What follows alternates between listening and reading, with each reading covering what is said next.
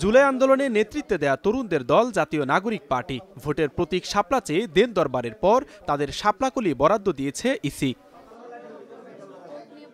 বুধবার এনসিপির নিবন্ধন সনদ নিতে আহ্বায়ক নাহিদ ইসলামের নেতৃত্বে আগারগাঁওয়ের নির্বাচন ভবনে আসেন দলটির প্রতিনিধিরা। বৈঠক করেন প্রধান নির্বাচন কমিশনারের সঙ্গে।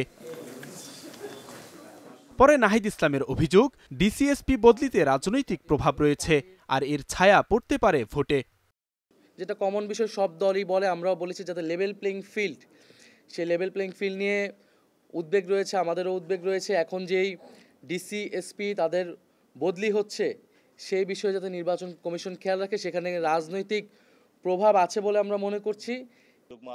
এ সময় মুখ্য সমন্বয়ক নাসির উদ্দিন পাটোয়ারি বলেন, খালেদা জিয়ার অসুস্থতায় দেশে সংকটময় পরিস্থিতির সৃষ্টি হয়েছে, তাই রাজনৈতিক স্থিতিশীলতা ফেরার আগে তফসিল ঘোষণার পক্ষে নয় এনসিপি। গণতন্ত্রের যে আপোষের নেত্রী উনি খালেদা জিয়া, উনি হলো অসুস্থ রয়েছেন। সো ফলত আমাদের এখানে বাংলাদেশের পলিটিক্যাল যে এরিনা রয়েছে সেটা হলো একটা সংকটময় পরিস্থিতি রয়েছে। আমরা বলতেছি সংকটগুলো উত্তরণ করে একটা সুন্দরভাবে তফসিল দিয়ে সবাইকে অনবোর্ড করে ভোটিং প্রসেসে যাওয়ার জন্য। নানা অজুহাতে একটি দল নির্বাচন কমিশনের সংস্কার প্রক্রিয়ায় বাধা দিচ্ছে বলেও দাবি তার। নির্বাচন কমিশনের একটা সংস্কার প্রস্তাব এসেছে, নির্বাচন কমিশন সেই সংস্কার যে প্রস্তাবগুলো বাস্তবায়ন করতে যাচ্ছে, কিন্তু এই সময়ে বাংলাদেশে একটি দল কোর্টের মধ্য দিয়ে নির্বাচন কমিশনের ঘাড়ে বন্দুক রাখছে।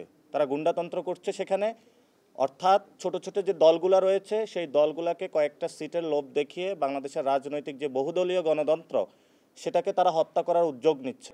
গণভোটে 4 বিষয়ে এক প্রশ্নে হানা ভোটের বিধান জনমনে বিভ্রান্তি সৃষ্টি করতে পারে বলেও শঙ্কা এনসিপি নেতাদের।